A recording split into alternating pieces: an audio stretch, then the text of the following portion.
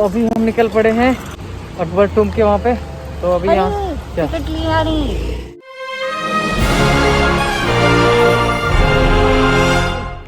और वहाँ आगे चौराहे पे कहीं तो ऑटो मिलता है, वहाँ से जाएंगे, ऑटो लेंगे, बुक करके फिर जाएंगे अकबर टूम। तो पहुँचते हैं अकबर टूम और फिर वहाँ पे आपको तो हमें मिल गई है ऑटो और हम जा रहे हैं।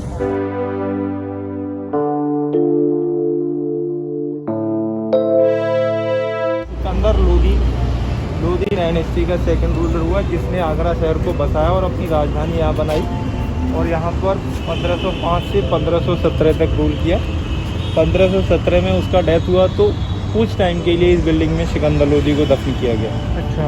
क्योंकि सिकंदर लोदी की डेथ के बाद जब उसका बेटा इब्राहिम लोदी पावर में आया तो इब्राहिम लोदी ने अपनी राजधानी यहाँ से दिल्ली शिफ्ट कर ली और साथ में अपने फादर का ग्रेव भी इस बिल्डिंग से दिल्ली के लोदी गार्डन में शिफ्ट किया।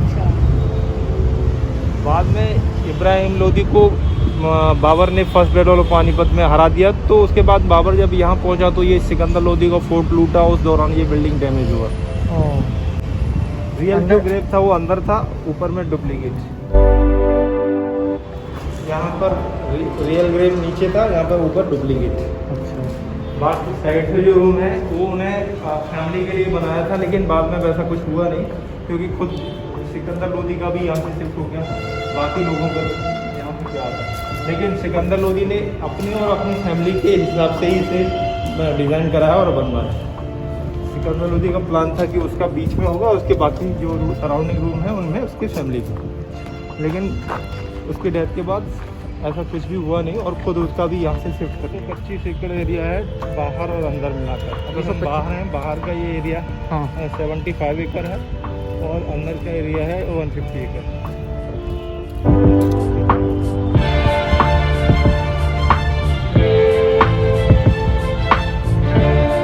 तो बेसिकली ये जो है हम अकबर के टूम में आ गए हैं और यहाँ पे हमने इनको गाइड लिया है।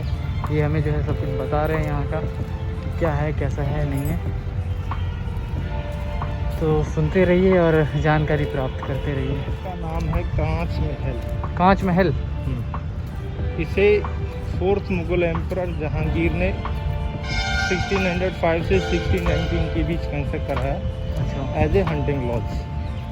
जहांगीर और उसकी वाइफ नूर जहां दोनों को हंटिंग का बहुत शौक था। वो अक्सर हंटिंग ट्रिप पर आते थे और हंटिंग के बाद यहाँ पर कई हफ्ते तक स्टे करते थे। अच्छा। क्योंकि नूरजहां खूबसूरत थी तो इस छोटे से बिल्डिंग को जहांगीर ने काफ़ी डेकोरेटेड कराया और ब्यूटीफुल बनवाया। उस टाइम पर इसके अंदर के इंटीरियर के लिए इसमें गोल्ड और जेम्स यूज़ किए और एक्सटीरियर के लिए ब्यूटीफुल कार्विंग जिसमें कलरफुल ग्लास टाइल्स यूज़ किए। तो गोल्ड और जेम्स है कहाँ शेड में? वो कहाँ गई वो तो मैं बताऊँगा।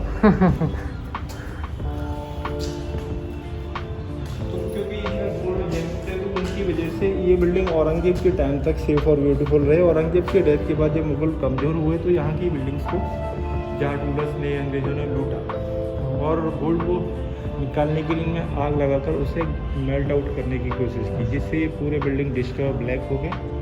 बाद में 1905 में इन्हीं डिस्ट्रॉय ब्लैक बिल्डिंग को लॉर्ड कज्जे ने सर्च किया तो उसने कहा कि इनमें अभी भी गोल्ड है।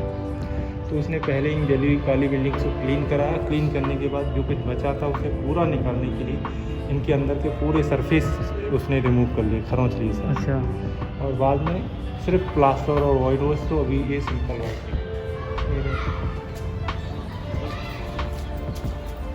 इसका एक साइड का एक्सटीरियर भी बचा है। ये जो देख रहे हैं मार्बल चीज, ये अभी फिक्स करवाए हैं गवर्नमेंट ने समझाने के लिए। अच्छा। जैसे ये फिक्स होने के बाद ये सरफेस फ्लैट दिख रहा है, ऐसे ही ये जो कार्विंग्स है वो अभी खाली दिख रहे हैं। इन सब में कांच के टाइल्स फिक्स थे और पूरा सरफेस बाहर से कलरफुल था। अभी भी थोड़े बहुत जो रह गए हैं कांच के टाइल्स वहाँ से देखेंगे आपको तो शायद आप अंदाजा लगा पाएँ कि उस समय ये बाहर से किस तरीके से कलरफुल था। और हाँ, इसीलिए क्योंकि बाहर जो कलरफुल ग्लास टाइल्स फिक्स किए गए उन पर सनलाइट या मूनलाइट पड़ने पर वो लाइट को रिफ्लेक्ट करती थी और रंगीन लाइट जो रिफ्लेक्ट होता था उससे जो ब्यूटी क्रिएट होती थी वो अंदर जो गोल्ड का काम था उससे ज़्यादा ब्यूटीफुल था बाहर का कांच का काम। इसीलिए कांच के काम की ब्यूटी कलर दिख रहा है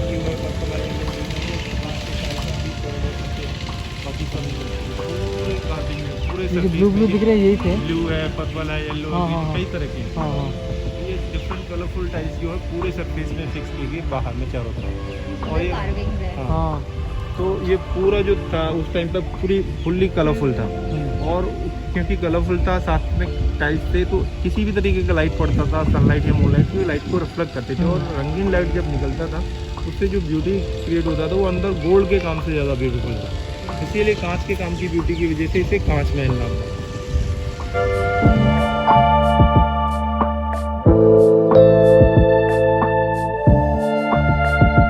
बाबर ने लूट कर खंडर करके छोड़ दिया। उसके बाद ये 1602 तक खंडर पड़ा रहा।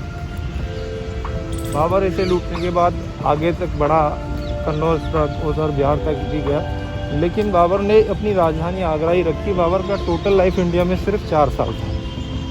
4 साल बाद 1530 में बाबर का डेथ आगरा में हुआ। लेकिन बाबर की आखिरी इच्छा थी कि डेथ कहीं पर भी हो लेकिन उसका मकबरा काबुल में होना चाहिए।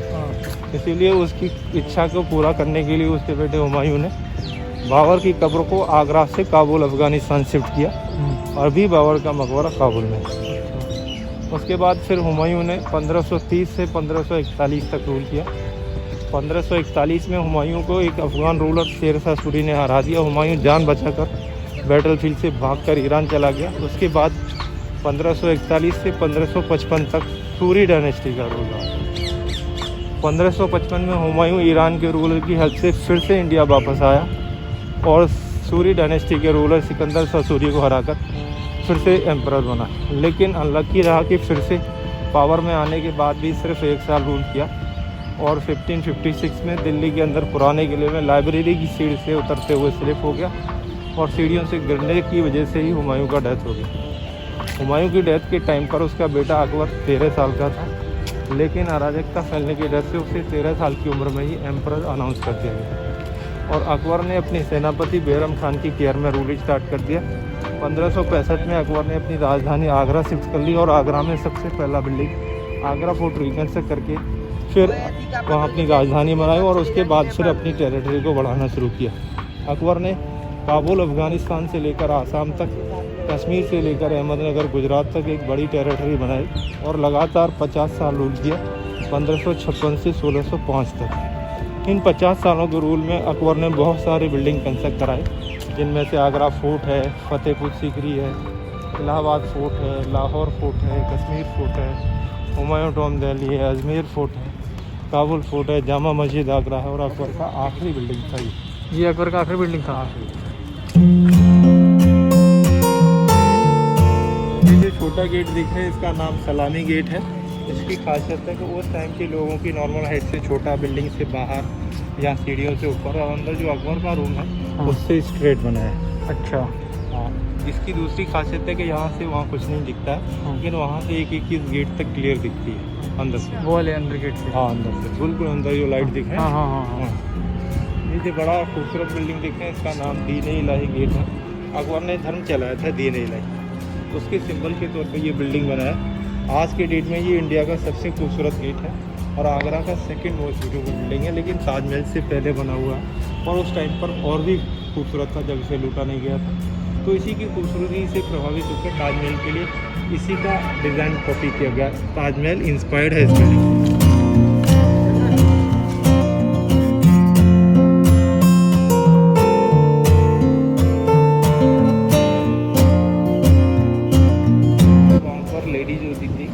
जब भी कोई आता था तो फूल बारिश करके उसका स्वागत किया जाता था।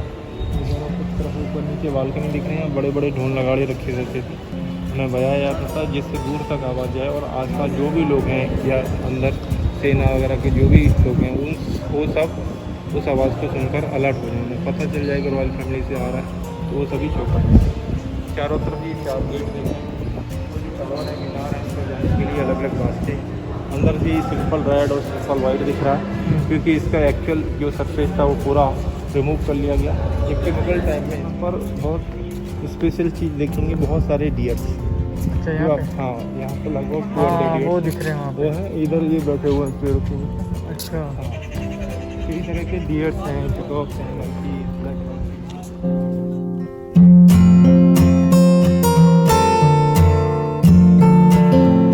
पीछे ऊपर नीचे 4 नीचे 4 ऊपर, 8 इस तरफ और 8 दूसरी तरफ। अभी इनमें ऑफिस बनाए हुए हैं गवर्नमेंट ने अपने, लेकिन मुगल टाइम में यहाँ का एडमिनिस्ट्रेशन होल्ड करने के लिए यहाँ ये सभा करने के लिए मीटिंग हॉल है। अच्छा। और ये कुआं देख रहे हैं, हाँ। ये केवल मुगल फैमिली के लिए, दूसरा आपके पीछे वहाँ दिख रहा है, हाँ वो वाला कुआं। मिनिस्टर ऑफिसर्स के लिए, और तीसरा वहाँ पर है सेना के लिए।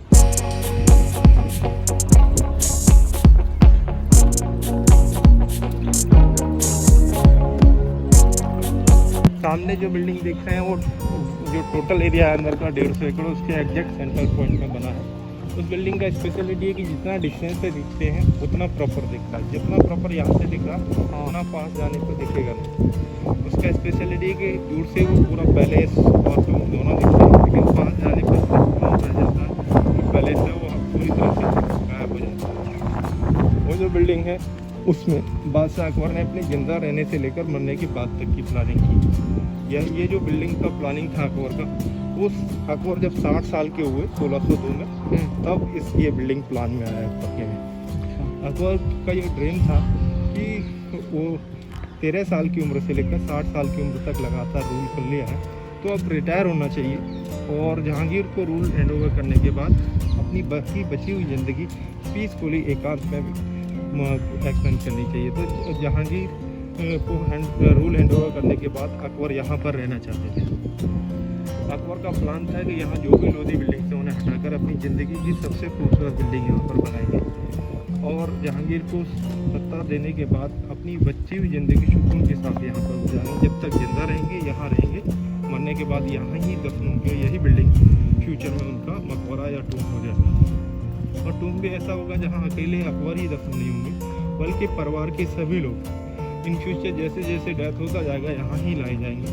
और इसी बिल्डिंग में अकबर की फैमिली के सभी लोग अकबर के चारों तरफ दफन होते रहेंगे। आने वाले टाइम में एक टाइम ऐसा होगा कि अकबर बीच में होंगे और उनका पूरा परिवार उनके चारों तरफ। इस तरीके से वो वर्ल्ड के सबसे लकी एम्परर होंगे कि डेथ के बाद भी अपने नाती पोतों से घिरे पूरा परिवार इकट्ठा होगा, एक जगह पर होगा। वो भी सबसे बड़ी और सबसे खूबसूरत है। देखिए यहाँ ये टैंक देख रहे हैं, वाटर चैनल देख रहे हैं। हाँ। बिल्डिंग की ब्यूटी को बढ़ाने के लिए, टेम्परेचर मेंटेन रखने के लिए बिल्डिंग के चारों तरफ फाउंटेन्स अरेंज किए गए। हालांकि फाउंटेन टूट चुके हैं, अभी सिर्फ टैंक रह गया, लेकिन कहीं कहीं फाउंटेन भी बचे हुए।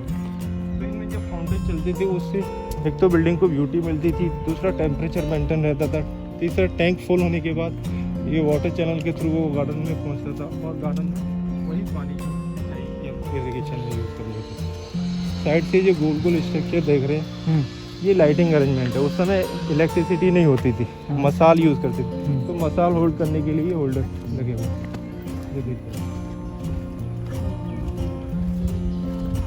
सामने ये जो बिल्डिंग है ये मेन बिल्डिंग है और इसको पंचमहल बुलाया जाता है क्योंकि 5 स्टोरी बिल्डिंग है और टोटल एरिया के एग्जैक्ट सेंटर में बना। और ये बिल्डिंग चारों तरफ से देखने में एक ही जैसा दिखता है, जैसा इधर से दिख रहे हैं वैसे ही ये हर साइड से दिखता है। ईस्ट वेस्ट नॉर्थ साउथ हर साइड से सेम व्यू। बिल्डिंग की ब्यूटी के लिए, सिमेट्री के लिए, सेफ्टी के लिए चारों साइड में बराबर डिस्टेंस पे 4 गेट हैं। जितना डिस्टेंस है यहाँ से वो गेट है, उतना डिस्टेंस है उधर में एक गेट दिख रहे हैं, उस साइड में एक गेट है और पीछे भी एक गेट है। लेकिन इन 4 गेट में से मुगल टाइम में सिर्फ 2 ही एंट्री एग्जिट के लिए यूज़ होते थे, 2 ही रियल गेट थे। एक ये जिससे हम आए और एक इसके पीछे था जो अभी डिस्ट्रॉय पड़ा हुआ है। अच्छा, वो ईस्ट गेट और वो वेस्ट गेट वो पहले से ही डमी है, सिम्बॉलिक है, उनसे कोई एंट्री ना तो पहले था ना भी है, पहले से ही वो बंद गेट है। ये जो बिल्डिंग है इसका फाइनल स्टोर जो मार्बल में देखते हैं उससे चंद्रमेनी मोड पहले बना है और दूर से बहुत खूबसूरत लगता है। उसके नीचे के बीच की जो 3 स्टोरी है वो हवा महल या विंड पैलेस, बाहर से उन्हें खुला हुआ बनाया गया जिससे किसी भी साइड से हवा चले अंदर जाता है और ऊपर के रूम कितना भी गर्मी हो एकदम ऐसे रूम में चल रहे हैं। दोस्तों अगर इसके आगे की कहानी आपको देखनी है तो इसका जो है पार्ट 2 में जल्द लेके आऊँगा, उसके लिए वेट कीजिए और मेरे इस चैनल को सब्सक्राइब कर दीजिए और ये वीडियो अच्छा लगा तो उस पर लाइक दबा दीजिए। तो पार्ट 1 में इतना ही, पार्ट 2 के लिए अगला वीडियो जल्द ही आएगा, उसमें हम इसके आगे की कहानी सुनाएंगे आपको। धन्यवाद, मिलता हूँ आपको नेक्स्ट पार्ट में।